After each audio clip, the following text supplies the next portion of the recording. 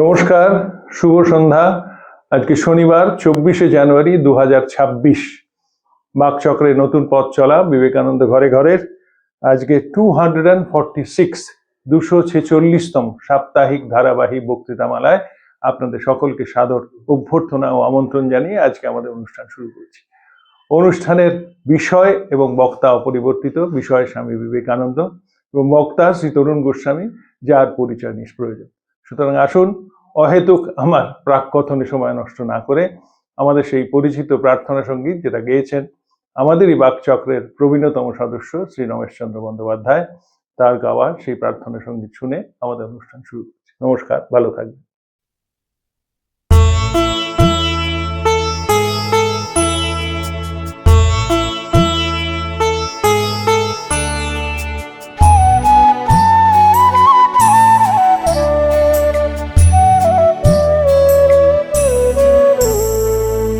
তোমারে করিয়াছি জীবনের রূপতারা, এ সমুদ্রে আরো কবু হব না গো পথহারা। তোমারে করিয়াছি জীবনের রূপতারা।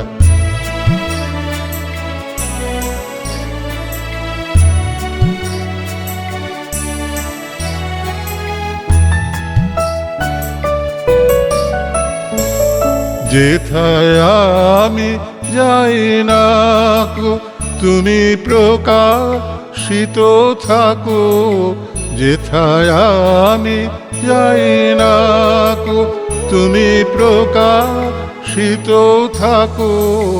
অকুল নয়ন জলে ঢালো গো কিরণ ধারা। তোমারে করিয়াছি জীবনের রূপতারা।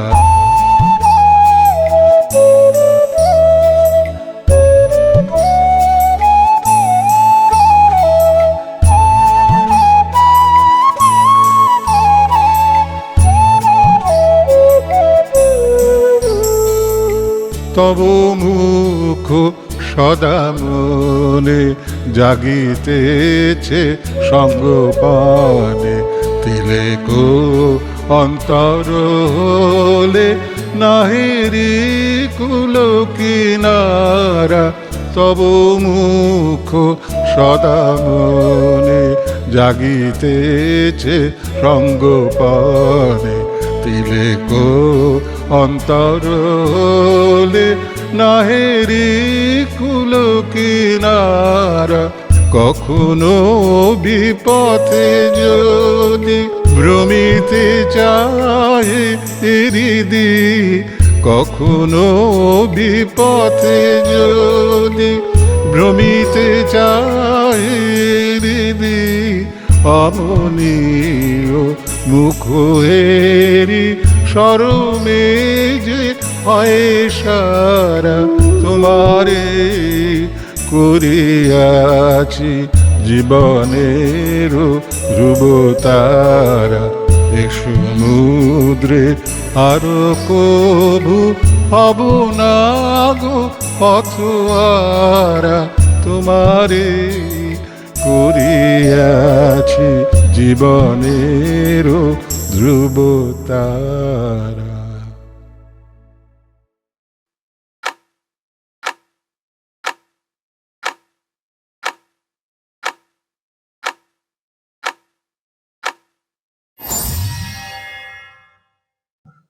নমস্কার। আজকে আমরা যে চিঠিটা পড়বো সেই চিঠিটা চমৎকার একটি চিঠি, জোসেফিন ম্যাকলাউডকে লেখা। 10th east 58th street, New York, 24শে জুলাই 1911। স্বামীজি সব ডিটেলস লিখেছেন, রাস্তার নাম লিখেছেন, বাড়ির নাম লিখে, বাড়ির ঠিকানা দিয়েছেন, তারিখ দিয়েছেন ইত্যাদি। কিন্তু এই চিঠিটা একটাই আছে। স্বামীজি সব চিঠি একটাই আছে, একটা করেই আছে, সেটা বলা ঠিক না, কিন্তু এই চিঠিটা অসাধারণ সুন্দর চিঠি। এই চিঠিটিতে স্বামীজি রামকৃষ্ণ মিশনের যে সিম্বল, সেই সিম্বলটি নিয়ে কথা বলেছেন জোসেফিন ম্যাকলাউডকে। আমরা যেখানেই যাই সেখানেই এই পদ্মফুল, হাঁস, জল এবং সাপ আমাদের একটা বড় আস্থার জায়গা। দেখলেই মনে হয় যে খুব একটা নিশ্চিন্ত জায়গায় এসে পৌঁছালাম। বহুদিন আগে স্টেটসম্যান কাগজের সম্পাদক অমলেন্দু দাশগুপ্ত একটি চমৎকার লেখা লিখেছিলেন। সেই লেখায় তিনি লিখেছিলেন, যখনই কোনো প্রাকৃতিক বিপর্যয় হয়, বন্যা হয়, দুর্ভিক্ষ হয়, মহামারী হয়, তখন গেরুয়া পোশাক, মুন্ডিত মস্তক রামকৃষ্ণ মিশনের সন্ন্যাসীদের দেখলে আমরা অনেকটা নিশ্চিন্ত হই। অমলেন্দু দাশগুপ্তর যিনি বোন ছিলেন অভয়া দাশগুপ্ত, তিনি গোলপার্ক রামকৃষ্ণ মিশনের লাইব্রেরিয়ান ছিলেন দীর্ঘদিন, এবং অমলেন্দু দাশগুপ্তর সঙ্গে রামকৃষ্ণ মিশন ওতপ্রোত যোগ ছিল।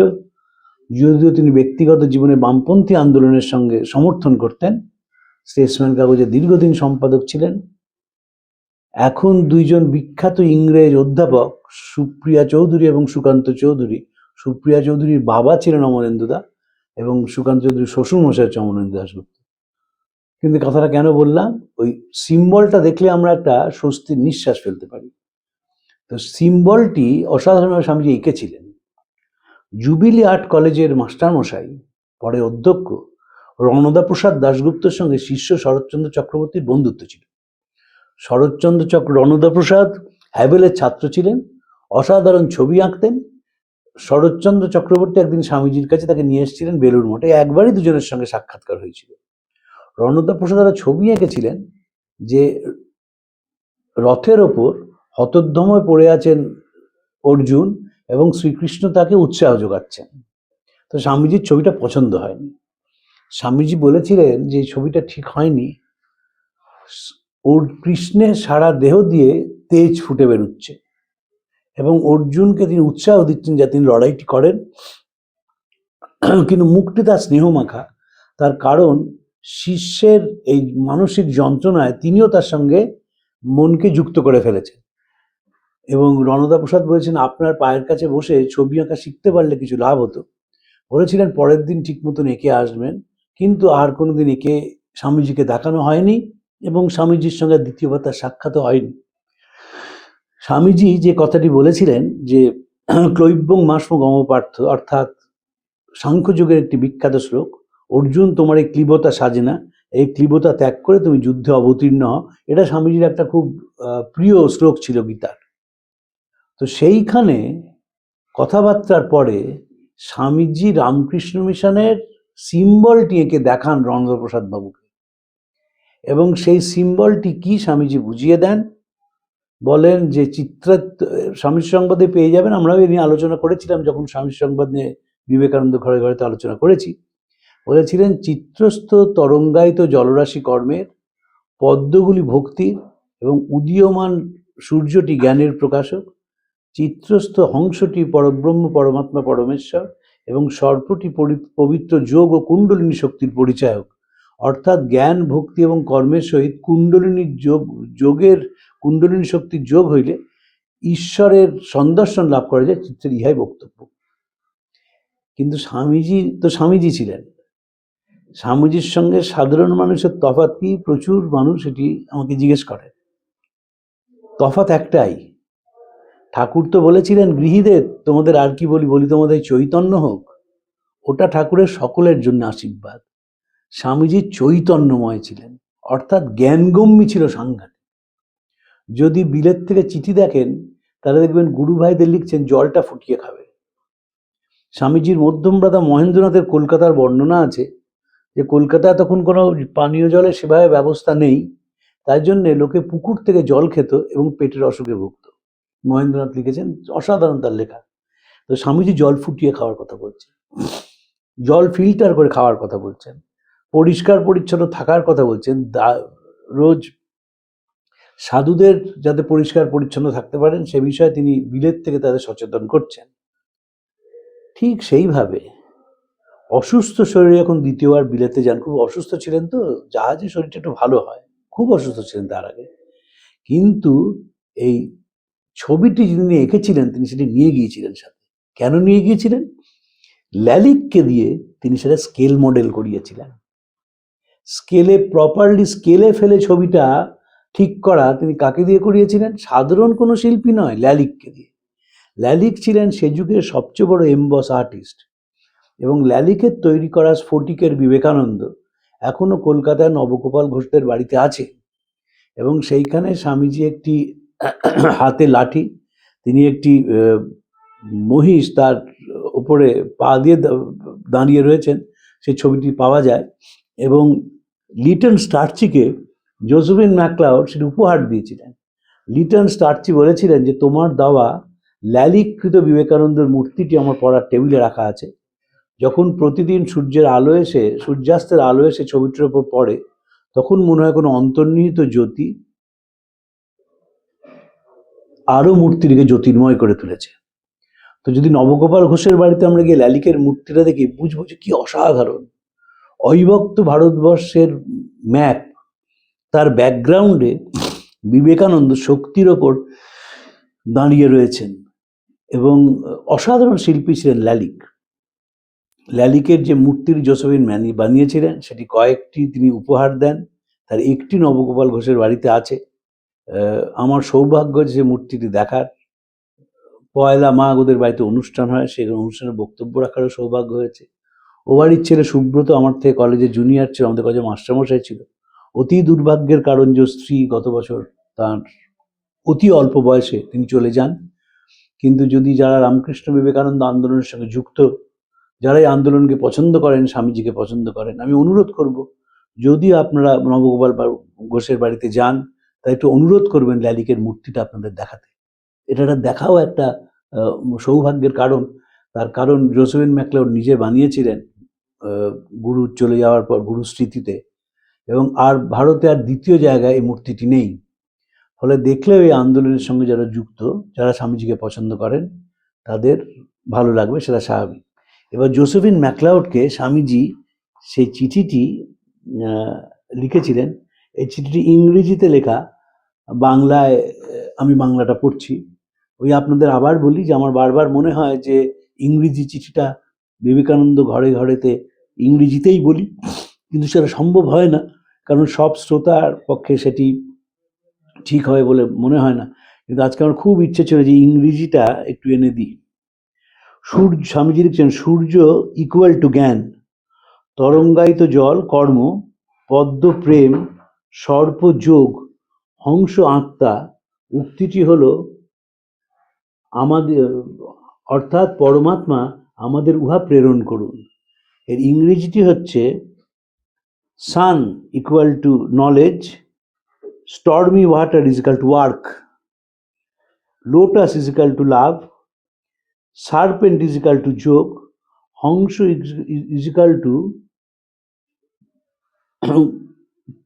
গড ইনফিনিট, অর্থাৎ তত লেখা থেকে তন্নহংস প্রচোদয়াৎ, may God give us all that. সেখানে পবিত্র কুণ্ডলিনী শক্তি এসছিল, সর্প এসছিল। স্বামীজির শিষ্যরা 4 জন, তারা নিয়মিত ভূপেন্দ্রনাথ সান্যালের কাছে ক্রিয়াযোগ শিখেছিলেন। স্বামী শুদ্ধানন্দজি, স্বামী প্রকাশানন্দজি, স্বামী বিমলানন্দজি, স্বামী বিরজানন্দজি। শুদ্ধানন্দজি সভাপতি হয়েছিলেন রামকৃষ্ণ মিশনের।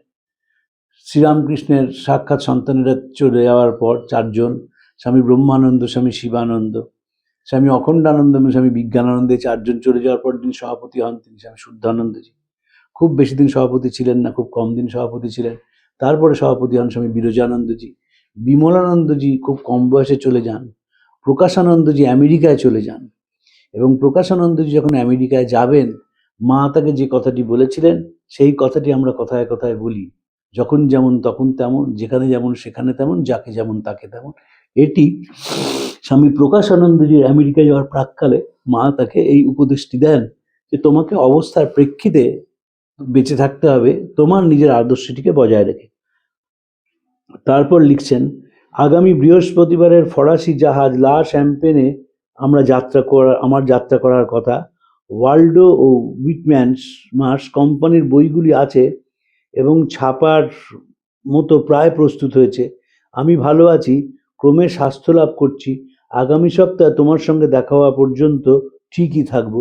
ইতি সতত প্রভুপদাশ্রিত তোমাদের বিবেকানন্দ। চিঠিটা খুব একটা বড় নয়, কিন্তু সেটা গুরুত্বপূর্ণ। এই যে রামকৃষ্ণ মিশনের সিম্বল, এই সিম্বলটাই কিন্তু রামকৃষ্ণ মিশনের আদর্শটা বলে দেয়।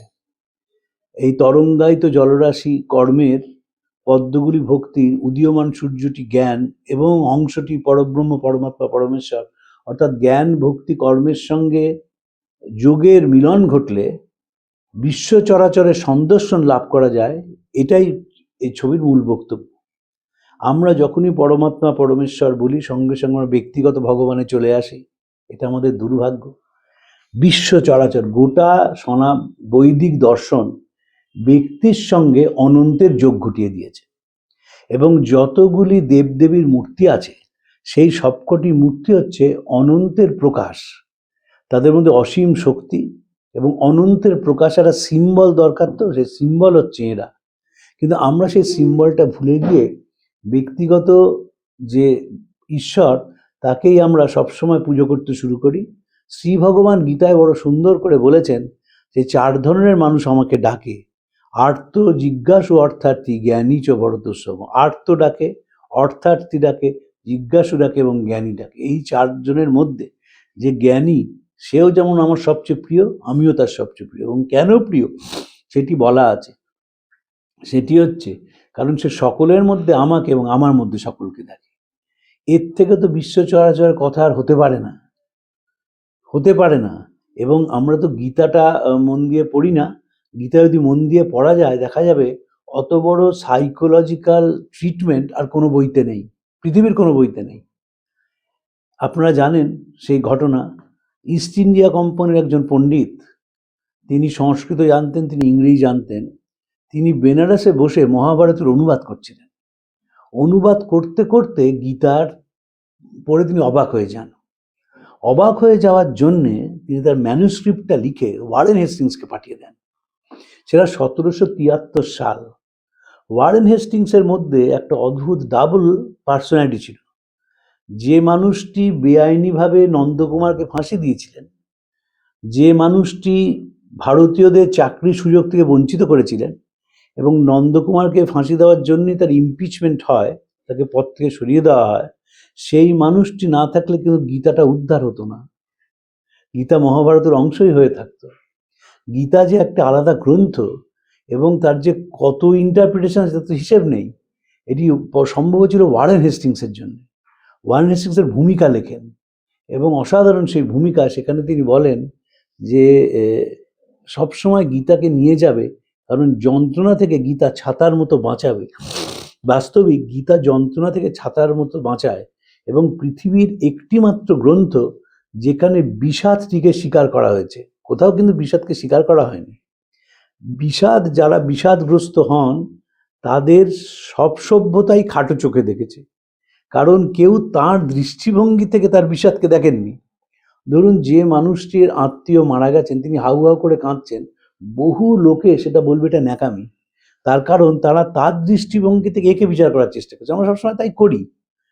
কিন্তু যদি কেউ এর দৃষ্টিভঙ্গি থেকে একেই বিচার করে, তাহলে দেখবেন এই ভেঙে পড়াটা স্বাভাবিক। কিন্তু ভেঙে পড়ে শ্রী ভগবান থেমে থাকেননি, উৎসাহ দিয়েছিলেন যাতে যন্ত্রণা থেকে তিনি বেরিয়ে আসতে পারেন। এটি একটি গীতার বিরাট শিক্ষা। বিরাট শিক্ষা। কেন গীতার প্রসঙ্গে এখানে বলছি, তার কারণ হচ্ছে যে স্বামীজি এই গীতার কথা বিদেশে বলতেন এবং জেগে ওঠার কথা বলতেন। যদি আমরা স্বামীজির লেখা পড়ি, তাহলে দেখব স্বামীজি বলছেন যে গীতা হিন্দুর হিন্দুয়ানি। স্বামীজি বলছেন বারবার। অসাধারণ একটি গ্রন্থ। শ্রীরামকৃষ্ণ গীতার একটি ব্যাখ্যা দিয়েছিলেন। এই ব্যাখ্যা আবার পৃথিবীর কেউ দিতে পারেনি, 1 লাইনের ব্যাখ্যা। গীতা কি? তিনি বলেছিলেন গীতা বারবার বলতে বলতে গীতা বোঝা যায় ত্যাগ। আপনি গীতা গীতা গীতার বারবার বলেন, তাহলে ত্যাগ চলে আসে। তো গীতার মূল কথা হচ্ছে ত্যাগ। অহংকার, স্বার্থপরতা, হীনমন্যতা ত্যাগ করে তুমি শেষ অবধি অনন্তের পুজো করো। আমাকে গতকালকেই একজন জিজ্ঞেস করছিলেন, এই যে শ্রী ভগবান গীতায় বলছেন যে আমি ধার্মিকদের পুরস্কার দিই, অধার্মিকদের তিরস্কৃত করি এবং ধর্ম স্থাপনের জন্য যুগে যুগে অবতীর্ণ হই, তার কি তিরস্কার করাটা ঠিক? আলাম, তোমরা তো ধর্মটার ভুল ব্যাখ্যা বোঝো। ধর্ম মানে ভারতবর্ষে এথিক্স। নিবেদিতার অসাধারণ লেখা আছে, ধর্ম অ্যান্ড রিলিজিয়ান। এথিক্স, যে মানুষ নীতিভ্রষ্ট হয়েছে তাকে তিনি তিরস্কৃত করছেন, এবং যিনি নীতিবান তাকে তিনি পুরস্কৃত করছেন এবং পুরস্কার করে নীতির প্রতিষ্ঠা করছেন। It's not a question of establishing a religion, it's a question of establishing an ideology. That ideology is based on ethics. এইটা আমরা যদি ভুলে যাই তাহলে আমাদের ঠিক ভারতবর্ষের বোধটা হয় না স্বাভাবিক। নিবেদিতার অপূর্ব বই আছে, যদি কোনোদিন নিবেদিতাকে নিয়ে আমরা বাকচক্রে আলোচনা করি তাহলে র্যাডক্লিফের এই বইটির ভূমিকা লিখেছিলেন র্যাডক্লিফ। ওরিয়েন্ট লংম্যান বইটা ছাপিয়েছিল, নিবেদিতার মারা যাওয়ার পরে বইটা বেরোয়। আমার কাছে ফার্স্ট এডিশনের বইটা আছে, 1913 সালের বই, ধর্ম অ্যান্ড রিলিজিয়ন। অসাধারণ লেখা নিবেদিতা, যে রিলিজিয়নটা কি এবং ধর্মটা কি, এবং ভারতবর্ষের সবকিছু হচ্ছে ধর্মকে ঘিরে। স্বামীজি বলছেন ভারতবর্ষ ধর্মপ্রাণ দেশ। এই বললেন সঙ্গে সঙ্গে বললেন যে আপনি গিয়ে কুম্ভতে স্নান করছেন না। ধর্মপ্রাণ দেশ মানে এখানে মানুষের এথিক্সটাই মূল কথা। মেকলে যখন কলকাতায় ঘুরে গেলেন তার মিনিটসের প্রথম কথাটা বলেন, এমন একটা দেশ দেখে এলাম যেখানে কোনো চোর খুঁজে পেলাম না। আদর্শ এদের সবচেয়ে বড়, যেহেতু ভারতবর্ষের সভ্যতাটা বুদ্ধি কেন্দ্রিক, তাই জন্য তারা আদর্শ নিয়ে সভ্যতাটাকে দৃঢ় থেকে দৃঢ়তর করেছে। এবং আমাদের পুরো এক্সপ্রেশনটাই হচ্ছে ইন্টালেকচুয়াল, যে কারণে আমাদের ফিলোসফি যদি মন দিয়ে পড়া যায় তাহলে দেখা যাবে যে ইন্টালেকচুয়ালের কোন পর্যায়ে তারা পৌঁছেছিলেন।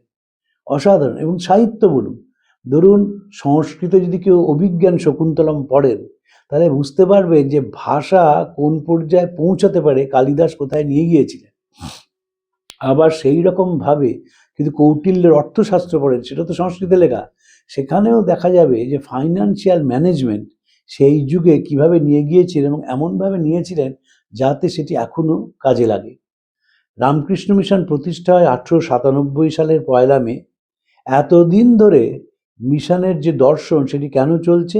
কারণ দর্শনটি কর্ম, ভক্তি এবং জ্ঞানের ওপর দাঁড়িয়ে আছে বলে। যদি দাঁড়িয়ে না থাকতো তাহলে কিন্তু এই আন্দোলন শেষ হয়ে যেত, এতদিন ধরে চলার কথা নয়। এবং তিনটের মধ্যে একটা ব্যালেন্স আছে, এই ব্যালেন্সটাই রামকৃষ্ণ মিশনের বৈশিষ্ট্য। স্বামীজি জোসেফিন ম্যাকলাউডকে সেটি বোঝাতে চেয়েছেন। এবং এই যে কেন তিনি ল্যারিককে দিয়ে এটি করালেন, যাতে পার্মানেন্ট সিম্বলটা থেকে যায়। অন্য কেউ করলে তো সিম্বলটা থাকতো না। আপনারা যেখানেই যাবেন দেখবেন সব জায়গাতেই এই চিহ্নটি রয়েছে। এবং জোসেফিন ম্যাকলাউড যেহেতু স্বামীজি খুব কাছের মানুষ ছিলেন, তাকে স্বামীজি বলছেন এবং বলছেন যে এই 22শে জুলাই প্যারিস যাচ্ছেন। প্যারিস যাচ্ছেন মানে প্যারিস সায়েন্স কংগ্রেসে বক্তৃতা করতে আসছেন স্বামীজি। বেদান্ত নিয়ে বলেছিলেন, কিন্তু ভাষা ছিল সংস্কৃত। জোসেফিন ম্যাকলাউড সেখানে এসেছিলেন। তারপর স্বামীজি তো আপনারা জানেন সেখান থেকে মিশরে যান। এবং যদি আবার বলি যে বাকচক্রে কোনোদিন সুযোগ হয় পরিব্রাজক নিয়ে বলার, তাহলে স্বামীজির যে প্যারিস কংগ্রেসের অসাধারণ বর্ণনা, যেদিন স্বামীজি ছাড়ছেন সেদিন প্যারিস, সেদিন আকাশ ভাঙা বৃষ্টি, তাতে সেই স্টলগুলো ভেঙে গেছে এবং খড়কুটোগুলো রাস্তায় জল জমেছে, খড়কুটোগুলো সেই জলে ভেসে যাচ্ছে। আমি যতবার কোনো রাস্তায় ওয়াটার লগিং দেখি আমার স্বামীজির বর্ণনাটা মনে পড়ে যায় যে ভেসে যাচ্ছে সেরকম। কিন্তু যখন আমরা এটা নিয়ে আলোচনা করছি, এর সিরিয়াস দিকটা হচ্ছে যে বয়সটা কতটুকুনি।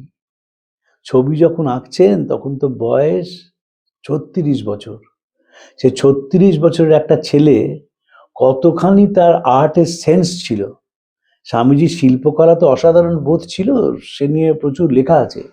তো স্বামীজি কতখানি থাকলে এইটুকুনি একটা সিম্বলের মধ্যে দিয়ে ইন্ডিয়ান ফিলোসফিটাকে তুলে ধরেন। শিল্পকলার মানে বোধ কতখানি ছিল ভাবুন, কি সেন্স অফ এথিক্স, কি সেন্স অফ ইস্থেটিক্স। একটা সাপ আঁকলেন, একটা তরঙ্গায়িত জল আঁকলেন, এবং জল শুধু আঁকলেন না, তরঙ্গায়িত জল। কারণ কর্ম মানেই তরঙ্গ। কর্ম এমন কখনো হয় না যে আমি কর্ম করে গেলাম, আমি শুধুই ভালো হলো আমার, না।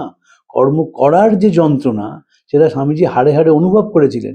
দুঃখ করে বলেছিলেন যে এদেশে আমার কথা কেউ শুনলো না, তাই ভাবলাম বিদেশে চলে যাই। বেদান্তের কথা বলছেন।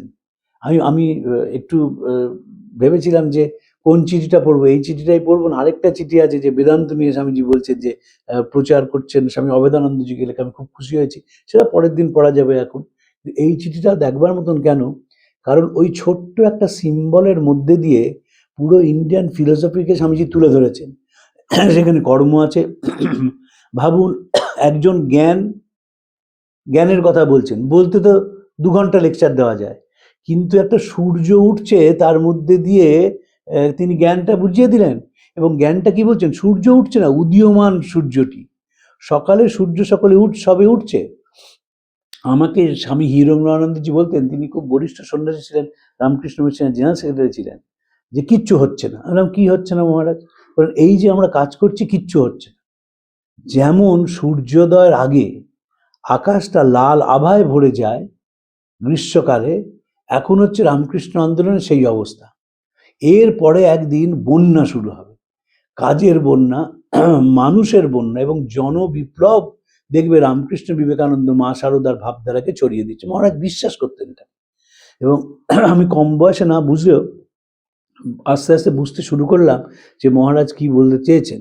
আমি জিজ্ঞেস করেছিলাম যে মহারাজ এত যে বাড়ি বানাবো এই কারণে, আজকে যে হল দেখছো ফাঁকা, 20 বছর পরে জায়গা দিতে পারবে না।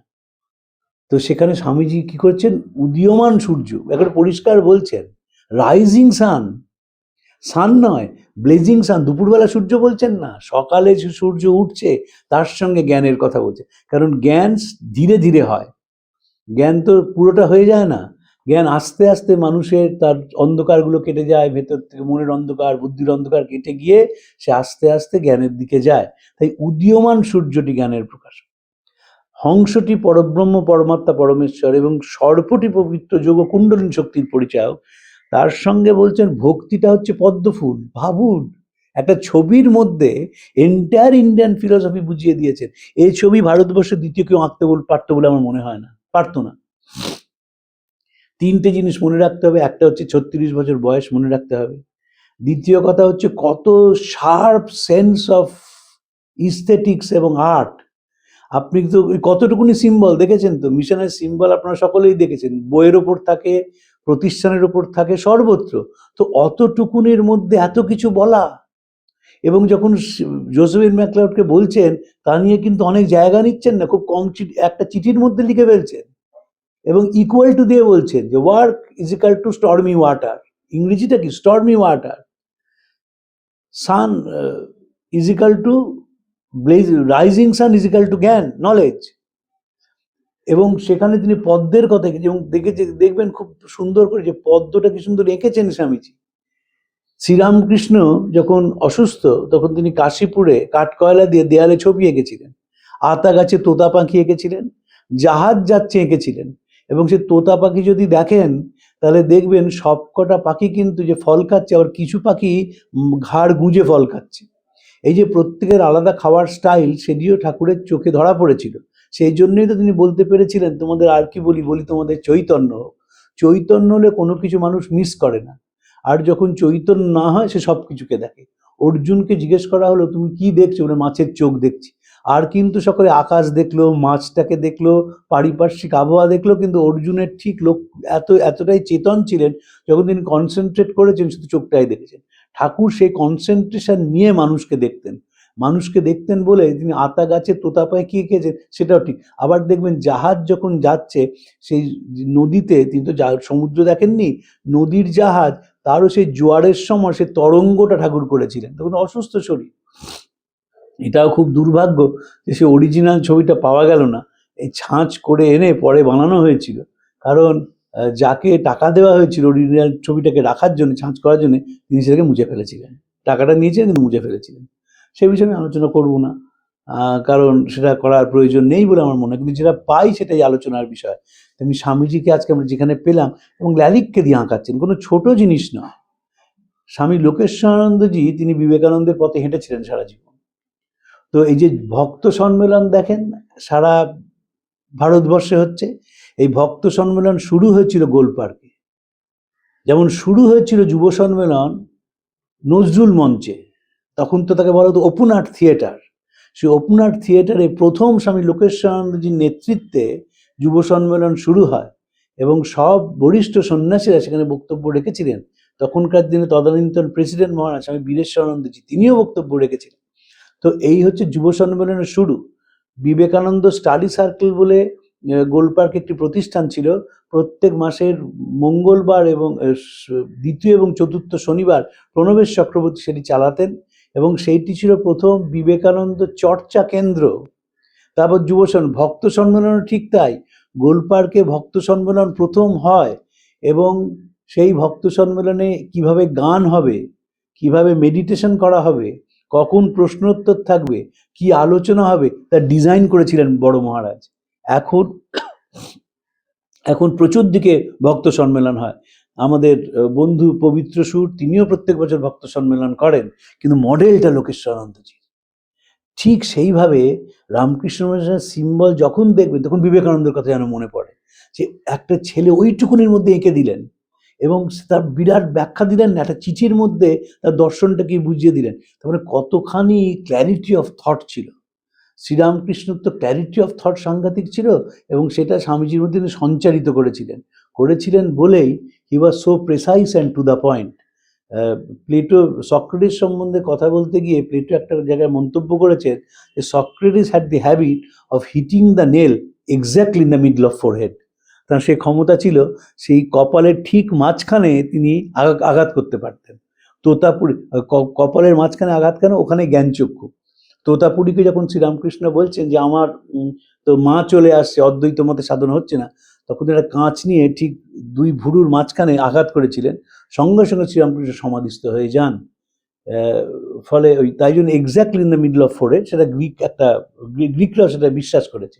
তো যত কমে আসল কথাটা বলা যায়, তার মানে বুঝতে হবে এটা ভেতরে সবসময় চলছে। স্বামীজির ভেতরে সবসময় চলতো যে কাজের সঙ্গে যদি ভক্তি মেলানো যায়, যদি সেখানে জ্ঞানে যুক্ত করা যায়, তাহলে আমরা অনন্তের সন্ধান পেতে পারি। আর স্বামীজির কথা বলেই শেষ করব, যেটি আমি প্রায়ই বলি এবং যেটি সুজিতদার অত্যন্ত পছন্দের একটি স্বামীজির মন্তব্য। ইটি স্টাডিকা লেখা চিঠি, আমার কাজ হলো বেদান্তের শুষ্ক ভাবনাগুলোকে ভালোবাসা দিয়ে মোলাম করে, তার সঙ্গে সুতীব্র কর্মের মশলা মিশিয়ে যোগের পাকশালায় রন্ধন করে আমি এভাবে সেটি পরিবেশন করতে চাই যাতে কি শিশুও তা হজম করতে পারে। এই যে একটা কনসেপ্ট, যে ভালোবাসা দিয়ে মোলাম করে, আমি যেটাই বলছি সেটাই ভালোবাসা দিয়ে মোলাম করে, তাই জন্য ভক্তিও সেখানে আছে, সেখানে জ্ঞানও আছে, কর্মও আছে, এবং পবিত্র যোগ রয়েছে। যোগ মানে চিত্তবৃত্তি নিরোধ, মনের ওপর নিয়ন্ত্রণ আছে, তাহলে ঈশ্বরের সন্দর্শন পাওয়া যায়, বিশ্ব চরাচরে পৌঁছাতে পারে মানুষ। সেই গিরিশচন্দ্রের গান, সুরায় ডুবে থাকলে পরে অরূপ রতন যায় না চেনা, সুরের সুধা যে করে পান সে তো পায় তার ঠিকানা, অরূপ রতন যায় গো চেনা। অতএব স্বামীজি সুরের সুধার কথা বলছেন, সুরের কথা বলছেন, জীবন চর্চার কথা বলছেন, এবং কর্মভক্তি জ্ঞানের সঙ্গে যদি যোগকে মেলানো যায়, তাহলে একটি মানুষ অনন্তে পৌঁছাতে পারে। বেষ্টি সমষ্টি থেকে শনৈ শনৈ পৌঁছায়, স্বামীজি বারবার বলেছিলেন। শ্রীরামকৃষ্ণ বলছেন নুনের পুতুল সাগর মাপতে গিয়েছিল, সেখানে হারিয়ে গেল, খবর দেবে কে? সে হারিয়ে যাওয়াটাই জীবনের উদ্দেশ্য। হারিয়ে যাওয়া মানে বিশ্ব চরাচরের সঙ্গে এক হয়ে যাওয়া, সীমার মাঝে অসীমকে খুঁজে পাওয়া। উইলিয়াম হেস্টিদাই বলেছিলেন পবিত্রতার মধ্যে দিয়ে এটি হয়। রামকৃষ্ণদেবকে তোমরা গিয়ে দেখো, তাহলে এই পবিত্রতা কি বুঝতে পারবে। আপনাদের নমস্কার জানিয়ে আজকে শেষ করছি। প্রাণারাম প্রাণারাম প্রাণারাম প্রাণারাম প্রাণারাম প্রাণারাম, কি যেন লুকানো নামে তাই মিষ্ট এত তব নাম। প্রাণারাম প্রাণারাম প্রাণারাম প্রাণারাম প্রাণারাম প্রাণ